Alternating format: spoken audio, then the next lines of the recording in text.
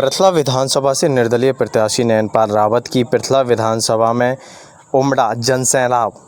पृथला विधानसभा क्षेत्र से निर्दलीय प्रत्याशी नयनपाल रावत की पृथला विधानसभा रैली में आज हजारों की संख्या में लोग उमड़े।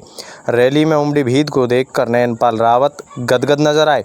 रैली स्थल तक नयनपाल रावत को ग्रामीण अपने कंधे पर उठाकर काफिले के साथ लेकर आए और लगातार उनके चुनाव चिन्ह कैंची के नारे गुंजयमान होते रहे। इस मौके पर नयनपाल रावत ने कहा कि जनता के इस प्यार का ऋण मैं 7 जन्मों तक नहीं चुका सकता। उन्होंने कहा कि उन्हें अपनी पृथला की जनता पर विश्वास है और वे उन्हें इस बार भी कैंची का बटन दबाकर भारी मतों से विजय करेंगे। तस्वीरों में आप देख पाएंगे कि हज़ारों की संख्या में ये भीड़ नयनपाल रावत की जीत की गवाही देती हुई नज़र आ रही है। जो पृथला विधानसभा में नयनपाल रावत का जनाधार लगातार जारी है और ये मान सम्मान के लिए वोट नयनपाल रावत को मिलते हुए नज़र आ रहे हैं।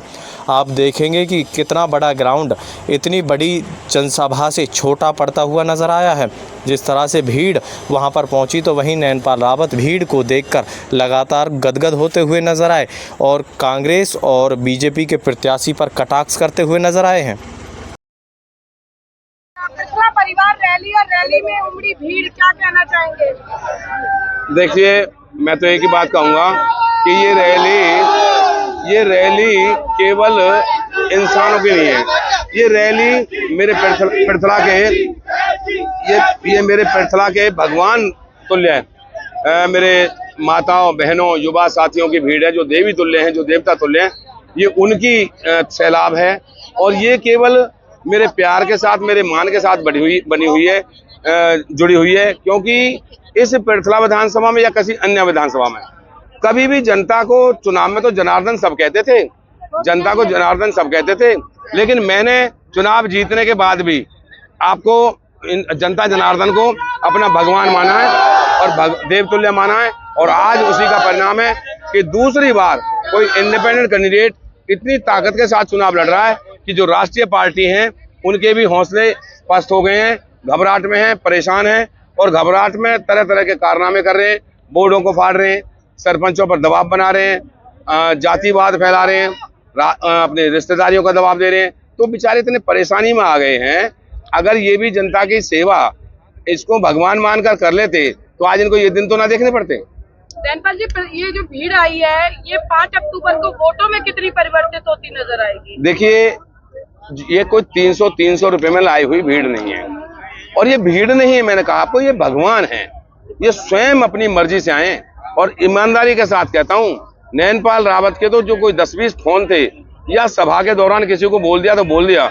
मैं परमपिता परमात्मा का, जनता का इतना शुक्रगुजार हूँ कि अपने आप, अपनी ताकत पे, अपनी बसों से, अपनी गाड़ियों से, अपना किराया लगा करके ये आते हैं और दूसरे जो प्रत्याशी हैं या दूसरी जो पार्टियां हैं, इवन देन देश के प्रधानमंत्री की यहाँ भी 300 रुपए में लोग गाड़ियों में भर करके लाए जाते हैं। लगता है मोदी जी के आने पे कुछ असर पड़ेगा इस बार भाजपा को?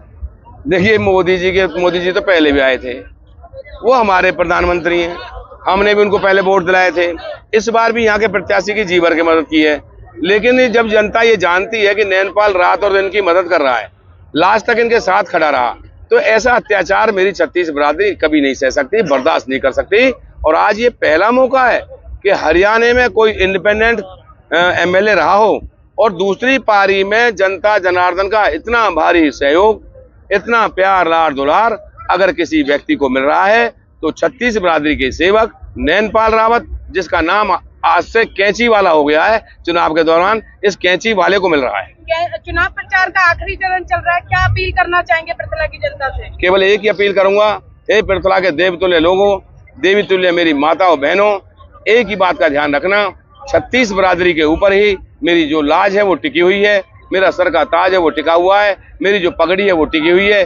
किसी भी हाल में कोई चूक ना हो, एक वोट की भी गड़बड़ ना हो और अगर कोई अत्याचार भी करना चाहता है तो 2 दिन के लिए उनका अत्याचार भी सह लें, लेकिन कैंची के निशान से इधर उधर ना जाएं। केवल कैंची का बटन दबाकर अपने भाई, अपने सेवक, अपने जनसेवक, अपने लाडले और प्यारे बेटे को चंडीगढ़ हर हाल में पहुंचाएं।